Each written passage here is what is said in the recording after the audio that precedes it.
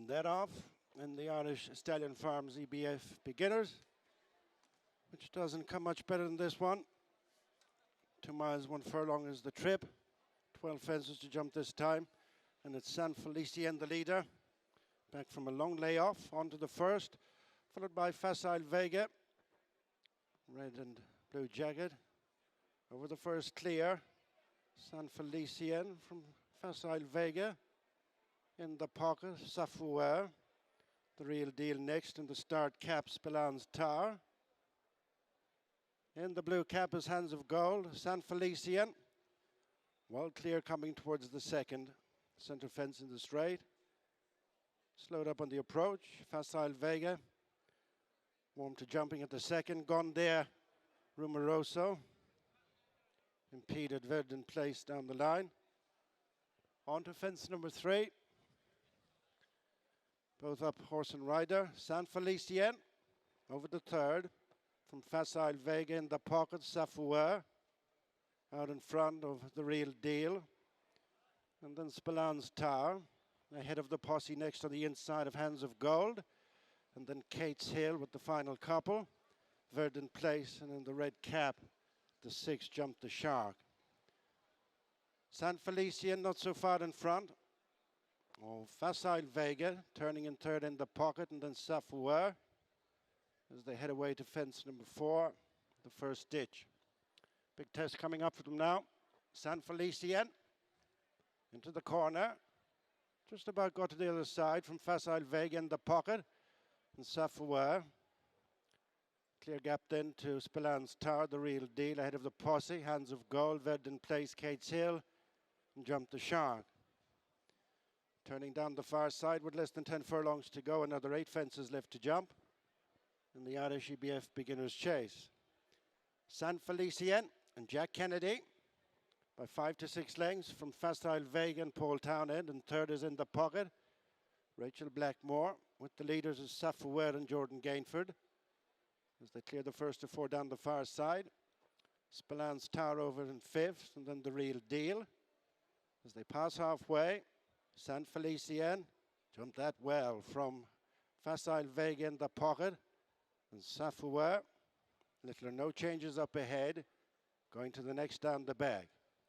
Felicien stretching back to a 7 to 8 length lead over Facile Vega in the pocket, and Safoua in between those two. As they head to the last in the back straight, this will be 5 from the finish. Felicien chased all the while by Facile Vega. Winner of a combined 4 Grade 1s in his bumper and hurdle seasons.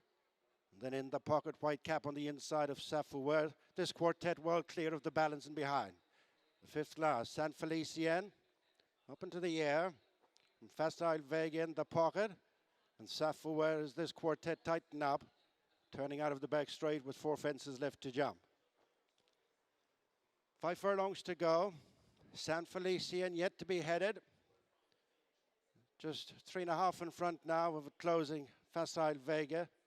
Third is Safoua in the pocket. Relegated to 4th, Felicien over 4 out. By a couple of lengths to Facile Vega. And then Safoua in the pocket. A little bit closer in 5th is Spillans Tar and the real deal, and Hands of Gold next, and then Verdant Place ahead of the posse ridden along, and then Kate's Hill and Jumped the Shark as they pass their point of departure.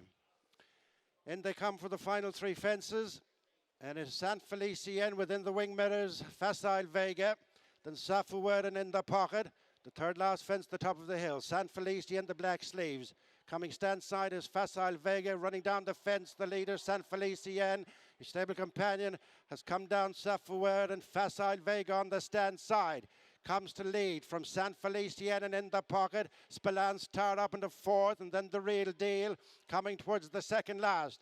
And it is Facile Vega, and on the far side, Felicien, who again runs across the fence, then in the pocket, being followed then by Spillans Tar in between the final 2 fences, and it's Facile Vega on the stand side, the leader, and is driving on Jimmy coming to the final fence. It's Facile Vega from Felicien, and in the pocket, Facile Vega up the hill from San Felicien and Inthepocket. All angles covered as Facile Vega and Paul Townend went first time out over fences for Willie Mullins and the Hammer and Trowel. Second is Inthepocket, San Felicien third, and fourth was Spillon's Town.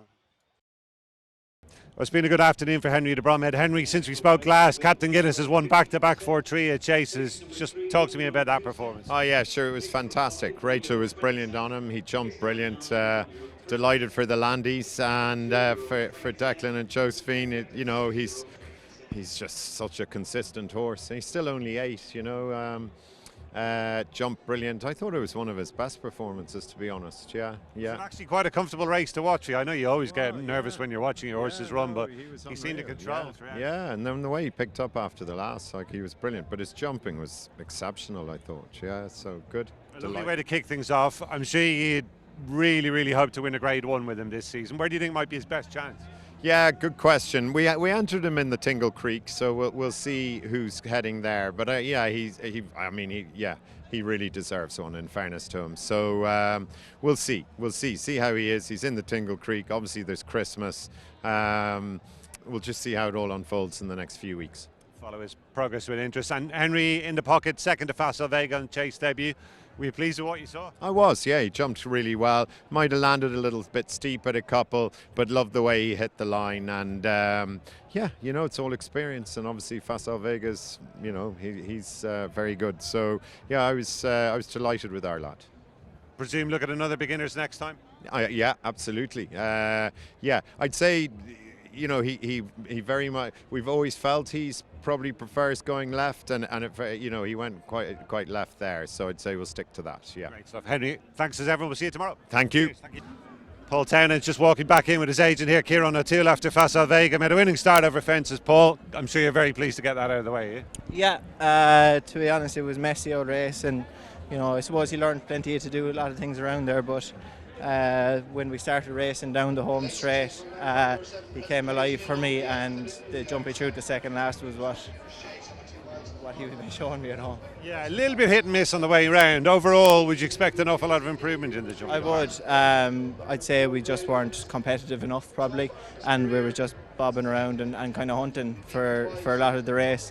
And as I say, when we got competitive and the race started, I liked what I felt.